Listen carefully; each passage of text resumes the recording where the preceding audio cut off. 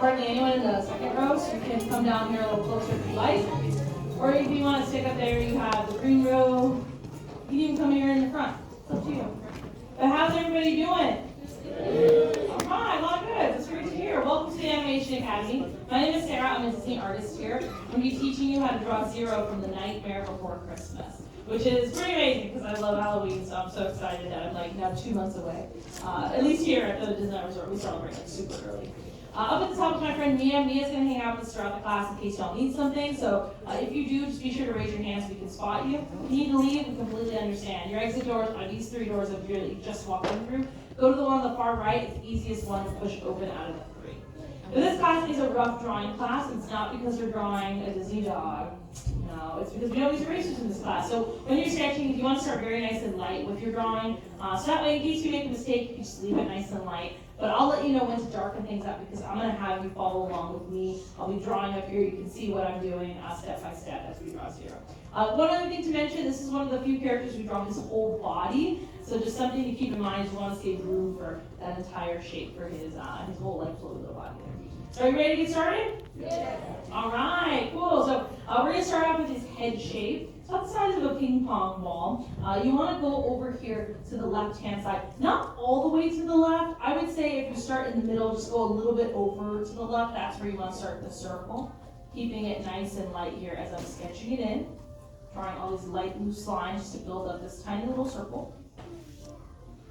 But over here at the bottom right-hand side of the circle, I'm going to add in a collar for my Zero. Kind of looks like a boxy, like little cylinder here. Follows the curve of the circle too, so it almost looks like there's a, it's called a staple there for him. But from the collar, this is where his whole body is going to flow from. His body reminds me of like a little tissue. It's just like a little handkerchief. So I'm going to add in this flowing S shape going up and over to the right-hand side. And then from the lower portion, or from the left-hand side of the collar, you want to draw in what looks like a stretched out backwards C. So it almost looks like you have a squid on your page. I'm going to connect these 2 points together with another stretched out S. This time, though, you want to bring it so that way it comes to a point. So you can see I almost have this big, almost like U shape down here. But then I'll bring it over here so that way it narrows and comes to a point to create the tail. And if you want to, you can even give him a little curly Q at the very end. Tim Burton is pretty known for this curly Q. It's what Mia likes to call it Tim Burton twirl. It cracks me up. Now, this looks a little flat, so I'm going to add in one more, one of his, the other corner of the sheet. Kind of looks like a shark fin shape here. You can also think of the corners as like his paws.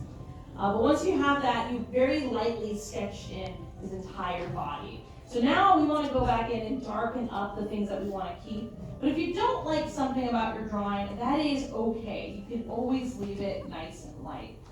In fact, the lighter lines are going to be the lines we're not going to see by the end of the drawing. So make sure that you're looking at your sketch. Make sure you like it before you darken it up. Because right now you can see I've already darkened up just one section of his body, but this is the one portion that pops forward. Now, as we're doing this, let's tell you a little bit more about The Nightmare Before Christmas. The Nightmare Before Christmas. This film was a poem before it ever was a film. Tim Burton had wrote it in the times that he was still working for Disney. I believe he was working on The Fox and the Hound when he first wrote this. He was inspired to create this poem when he was walking down the street, and he happened to be looking into a department store window. And this is the time after Halloween, but before Thanksgiving, so before Christmas, where they were switching the Halloween decorations to Christmas decorations. And in this moment, he looked into the department store and he realized that they were both holidays were on display at one time, because as the department store employee was taking down one decoration, they would put up another one in its place. So seeing both of those decorations at one time really sparked his imagination to want to know what would happen if these holidays collided. And so that's where he wrote originally The Nightmare Before Christmas. Now, at that time, he only had 3 named characters for the film, for the poem. Does anyone want to take a guess at what those 3 characters were? You can shout them out if you want to. So Jack, absolutely, right? Jack is a big part of the film. It's his mid-death crisis, right? Sally. Not Sally. Sally's one of the better additions to the film, but not yet to the poem. Zero, absolutely, because Zero is a cutie pie. We're drawing him right now. There's one more. He's super important to Christmas.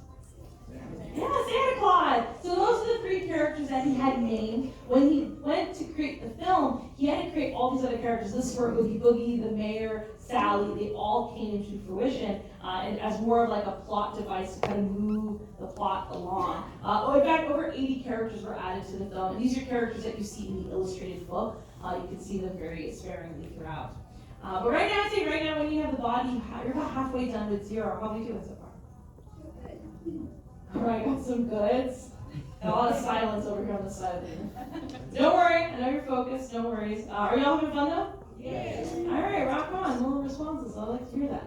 So if you're not seeing Zero just yet, don't panic. We really don't have Zero. You have like something that I used to have I used to live in the East Coast, where we put like, we'd have like these pumpkin or ghosts and we'd stuff leaves in them and hang them on our trees. Kind of looks like that, doesn't really look like Zero. But Zero is loosely based off of a dachshund or a wiener dog. I believe Tim Burton really loves these dogs because they're in every one of his films. There's always some sort of dachshund-like dog in there. So I'm gonna go over here to the left-hand side of the circle. I'm gonna add in a little dot a bit a ways away from the circle. And I'm just going to connect this together with a nice stretched out U. And from that dot, we're going to add in another stretched out U, but this one's going a little bit lower. So it looks like a big pizza slice right now.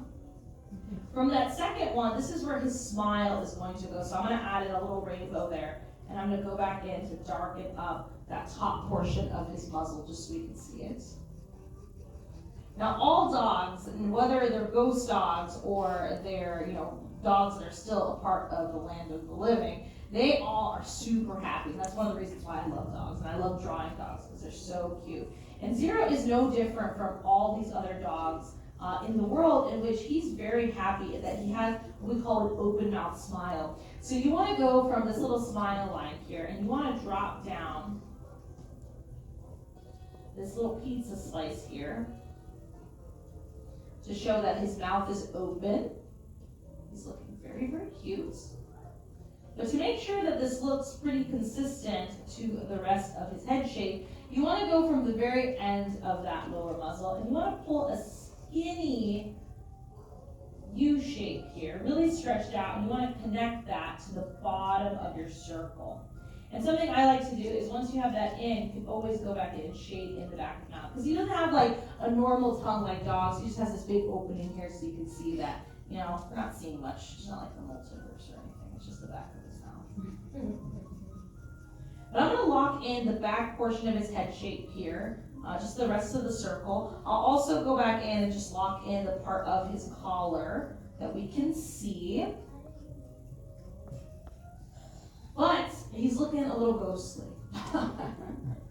And more ghostly than usual. So I'm going to add in the stretched out U here. And really what we're missing is we're missing his eyes. This is what makes him look a little bit more alive. And this is what we call waking up the character. So this line is going to stay nice and light. This is just helping me figure out exactly where I'm going to place in his eyes. But I'm going to draw in an oval right here next to that smile line. And the one that's a little further away, it's going to be a little skinnier. So we're not seeing so much of this eye. And of course, I'm going to go back in and I'm going to lock in these eyes. And I'm actually going to shade them in a little bit darker than everything else because I want this portion of my drawing to be the focal point. So I want everyone's attention to snap towards these eyes because this is where we connect to our characters. It's definitely where I connect to Zero. Zero, when he's so sad with Jack in the little, where, Jack sings his woe is me song in the graveyard. Zero's also woe is me because he's like, my owner's sad, so I'm sad. And then when he gets happy, everyone's happy, so it's just a nice thing. Makes me feel things. I'm going to jump over here to the top, so we're going to draw in his ears so that way Zero looks less like a sea lion and more like an actual ghost dog. The ears, they're like tassels, so I first start them off by drawing in stretched out S's, but I just pull back another stretched out S, connecting it to the same point. So you can see how it has this very ribbon-like tassel-like look to it. Don't forget to darken these in. But right now, everything kind of looks a little stiff. It doesn't look like fabric. So one of the big things with drawing fabric, if you have any aspiring artists out there, is that fabric, we have a lot of folds in the fabric. And specifically where fabric bunches up. And this is something that you can see on clothing. You know, you can look at your own clothes and see all those like wrinkles and folds that happen just as the fabric kind of molds around stuff. And so because Zero is made of fabric, we want to show some folds here in his ears and also where the collar connects to the rest of his body here. So I'll draw in these like little V shapes. Just these lines kind of pulling from the collar, but helping to show that it is fabric and it moves a little bit more. And also draw these over here by his ears. I think it adds a little bit more to the tassels themselves. All right, but pretty much we are almost done with Zero. Like he's looking pretty good. He's still missing something. Yeah, his nose. Do you remember what his nose is? Yeah, it's a little pumpkin. It's a little jack-o'-lantern. So we want to add that in, but feel free to draw in other things for the nose. I've seen people draw in churros for his nose, little hidden Mickeys, Christmas trees, because you know, everybody's more of a Christmas person, so she'll always define when we draw Christmas trees. Christmas rules. So it's up to you as far as like what you want to draw. You can draw in the pumpkin spice latte, like get creative. But if you want to get classic and you want to draw in the pumpkin nose, we're going to draw in this little oval here on the very end. I'm going to draw in a little stem here, kind of pulling from the top of the little nose. And then he has a little jack-o'-lantern. So you want to draw in a little spooky face here. Or you can make it a little happy face. It's up to you. But before you know it, you're going to be done with your very own Zero from the Nightmare Before Christmas. Now, one thing I like to do to make him look very cute is I want to showcase that the nose is glowing. So I'm adding in these lines that kind of make like these C shapes around the nose. And this is something that a lot of illustrators do, Tim Burton included. But you'll see that like with those lines in place, it almost looks like that nose is like glowing right there in front of you because he does have that glowing nose. You can even draw in his little shadow if you want to, just to show that he's floating. But once you're done, the final and last thing left to do is just don't forget to find a good spot somewhere next to your Zero, and don't forget to sign your name. All right, we should be finishing up our sketches of Zero from the Nightmare Before Christmas. How did everyone do in the end? All right, got a lot of goods. It's great to hear. And then I even got some stunned silence. Love it over here in the second row, very cute. But I'd love to see everybody else's. So on the count of three, whether you're finished or not, I want you to turn your boards around and show off your sketches of Zero. Ready? 1, 2, 3. Let's see Zero. Excellent work over here. Nice job with his little snoot. Definitely a dachshund snout over there. Great job with the line work here in the front. I love these noses. Great dark features with the eyes and the mouth. Great job with the collars. Nice flowy bodies. Gotta say, I'm looking around. These are all looking dead on. So give yourselves a nice round of applause for doing an excellent job with your sketches. Congratulations. You get to take these home with you, so just don't forget that as you're exiting out.